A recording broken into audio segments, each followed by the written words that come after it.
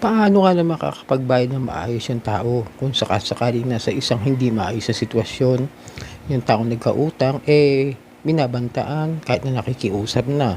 Tapos mababaon pa sa utang dahil sa laki ng patubo na ginagawa ng mga ula, di po ba? Kaya minsan nahihirapan tayo magbayad dahil sa mga panggigipit at panghaharas na ginagawa nila at mga pananakot na kesyo kakasuhan nila yung mga borrower na hindi nakapagbayad sa kanila. So magandang araw po muli. Ito po inyong lingkod ka Johnny ng Janitor TV at ito ang Johnny Depp. Usapang utang, usapang ola. So mga kaibigan natin dyan, mga solid subscribers po, marami pong salamat at sa patuloy na pagsuporta at pagtangkilig dito sa ating channel at sa mga newbies po, subscribe na rin po, pakipindot na po yung like, share at hit nyo na po yung notification bell para updated po kayo sa mga videos na ginagawa natin dito. At pakilike na rin po yung Janitor TV sa TikTok account at yung online scam reviews and modus na aking Facebook at yung Janitor TV page ko po. Okay, sige, simulan na po natin yung ating pag-uusapan.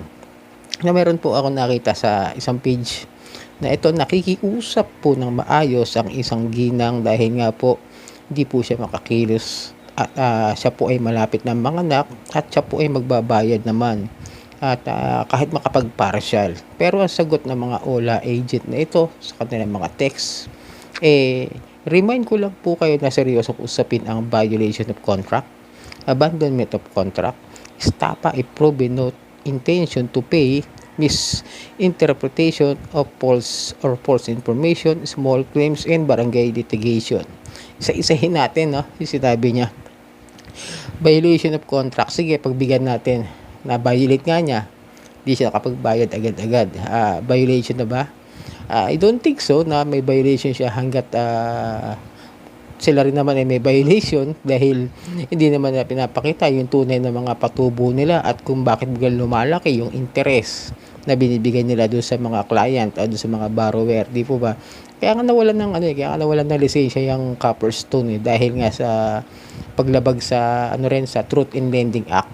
Yun po, yung sabihin hindi po nila pinapakita rin yung kanilang mga yung kanilang mga patubo na kung saan nanggagaling yung yung mga pinagkukuhanan nila, kunwari si service fee, si processing fee, si hidden charges fees, kung ano-ano, hindi nila binibigay doon sa mga borrower kung bakit nga lumalaki, kung magkano ba talaga yung porsyento na dapat ipataw doon sa mga pautang nila sa principal amount, di po ba? And then ito, yung abandonment of account, in-abandonment yung account. Hindi ko alam kung abandonment of account ang hindi lang hindi siya nakikipag-usap kasi hindi naman niya agad-agad nabayad dahil nakiusap naman po itong ating itong nagtanong at nakiusap yung nagtanong dito sa page na ito na siya nga ay buntis at di niya agad-agad mababayaran dahil nga nahihirapan siyang kumilos, di siya makapagtrabaho.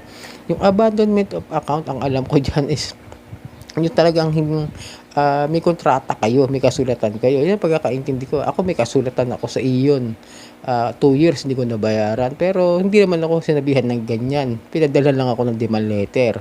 Which is, nakipag-usap din naman ako na maayos. Sinishare ko lang sa akin na din sa binabalik-balikan natin. Sinishare ko yung experience ko. Kasi yun ang pwede ko i-share. Hindi ko pwede i-share yung naranasan ng iba. Dahil hindi ko man po naranasan ng personal. Estafa, a proven no intention to pay. Ito na naman tayo sa estafa kapag di nakapagbayad Magkaiba ang estafa sa hindi nakapagbayad ng utang. Tandaan po ninyo lagi yan.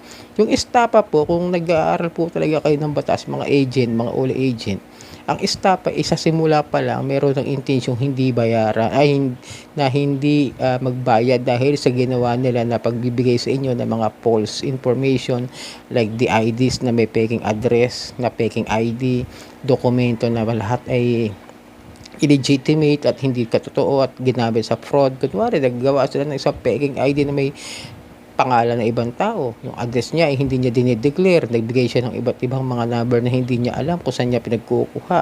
At nilalagyan niya ng pangalan ng kung sino-sino. At hindi naman talaga niya kilala. Yan, pwede, estafa yan sa simula pa lang. Pero kung binigay naman niya lahat yung kanyang legit na ID at documents, hindi ko masasabing estafa yun o swindling. Kasi binigay, katulad ko ako, nabibigay ako ng mga tamang info.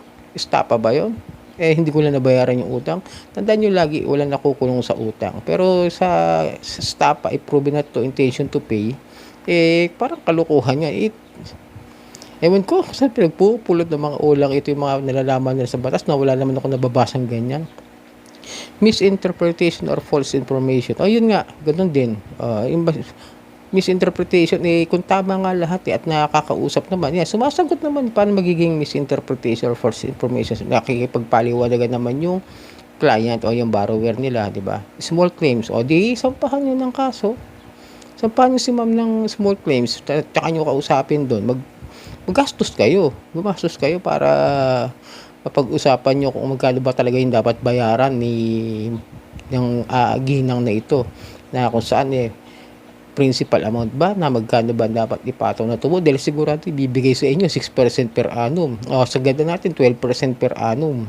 Yan ang kadalasan na ibibigay ng korte para kahit paano may tubo naman kayo. Paano kung magkano lang utang ni ma'am? Baka 2,000 lang. Tapos pinaabot nyo ng 10 sa laki ng interest. Di ba? Tapos ilang buwan lang. Sabihin ko ng 2 months. Yung 2,000 naging 10,000 agad sa loob lang ng 2 buwan. Tumubo agad sila ng 8,000. Kung sa 12% per annum yun, di dapat makukuha lang nila sa 2,000 600. Tama ba ako? Tama ba? Parang ganun nga yata. Kasi alam ko 400 ang mali pala. Mali nga ako. Nasa 300 lang pala. Ang 12% yun yata ang ano ko ron. Kasi ang 10% nga pala ng 2,000 is 200. Diba? Ganun pala. Mali nga yata yung kwento ko. Medyo naguluhan pa. Kagigising lang. Pero yun nga, 12% per annum, pinakasagad na pwede ibigay ng judge diyan sa mga small claims ngayon. Yan na pwedeng sinasagadan nila para kahit paano may tubo naman yung mga lending companies. Barangay litigation. Paano magkakaroon ng barangay litigation? Ito madalas kumakita to sa Facebook page na kailangan daw idaan talaga sa barangay. Yung sinasabi ng mga kung saan nila napupulot yun, bawal nga sa barangay ang isang hindi naman residente o isang korporasyon makipag-usap sa barangay para lang mabayaran ng borrower yung kanyang utang doon sa lending company. Tandaan nyo yan, ha? Hindi sila pwede makapag-usap. Pwede naman makapag-usap kung ako yung nireklamo nung uli agent, tapos gusto lang ako makausap at walang pakialam si barangay, kumbaga gagamiting witness na ito, nag-usap kami. Pero kung hanggat maaari, alam ko bawal talaga dahil sinabi yan mismo nung isang nagbablog din na isang barangay kagawad na kung saan hanggat hindi residente ng kanilang barangay o isang korporasyon bawal po sa batas pambarangay po ang pakikipag negosasyon ng isang taga-korporasyon at isang residente ng barangay na yon. Ewan ko ba't ang daming nagmamagaling dyan sa part na kailangan daw ng certificate to file action o yung CTA, CFA, Certificate to File Action, na kailangan daw yun, ebidensya para maisamparaw sa small claims. Kasi kapag small claims at isang korporasyon, dumidiretso na po yan, sabi po yan ng abogado. At may pinapanood kasi, sige, susunod na video, ipapakita ko sa inyo sinasabi ng abogado na yun, hanapin ko yun sa TikTok para malaman nyo na kapag ang korporasyon maniningil, kailangan idiretso na sa small claims at yun na ipapakita nila kasi yung mga dokumento, statement of account, yung kanilang rehistro at kung paano talaga sila nag-ooperate, kung magkano ba talaga yung patubo nila, yan, didiretso yan sa korte. Hindi ko alam kung bakit ang daming magmamagaling talaga dito sa barangay na yan. Ano bang ulang gumagamit ng barangay? Parang wala naman ako masyadong. Alam ko dati home credit, pero ngayon parang tinigil na rin nila yon. Yan talaga may hilig dumiretso sa barangay yan. Pero kung alam niyo yung karapatan niyo at ipapakita niyo yung tungkol sa batas sa pambarangay, malalaman niyo na illegal yung paggamit sa barangay. Pwede naman kayo makapag-usap. Kaya sabi niyo, kapag kayo na home visit, makapag-usap na lamang po kayo na maayos. Kung hindi niyo kayang bayaran, like sa akin, hindi ko kayang bayaran ng buo dahil masyado malaki, nakipag-usap ako na partial o installment na lang ulit at hanggang sa kaya ko ng bayaran ng buo hanggang sa lumiit yun, binayaran ko na. Ganun lang po yung makasimple para hindi po kayo masyadong i-stress. Ngayon kung ganito yung kausap ninyo na panay ang pananakot, panay ang harassments, huwag niyong pansinin at lalo't kung may magito kayo sitwasyon na buntis kayo, may sakit kayo, meron kayo pinagdadaanan sa buhay, huwag niyo masyadong pansinin yan, hindi yan pupunta sa inyo. 100% kung ganitong klase yung mga sinasabi sa inyo. Pero kung mga katulad ni Home Credit, Ion, Digido, pwede naman kayong puntahan, makipag-usap lang kayo lagi na maayos. So yun mga kadyani, sana naliwanagan kayo about this kind of mga text messages na sinasabi sa inyo para huwag kayo masyado kabahan. Okay lang yan. Matatapos din po ang mga problema natin sa mga ola kapag mas matibay ang loob natin at alam natin yung ating mga karapatan. So yun mga kadyani, itong yung lingkod. Kaya dyan yung Janitor Tibet at itong yung usapang ulang, ulang tuloy. Usapang utang, usapang ola. Peace out.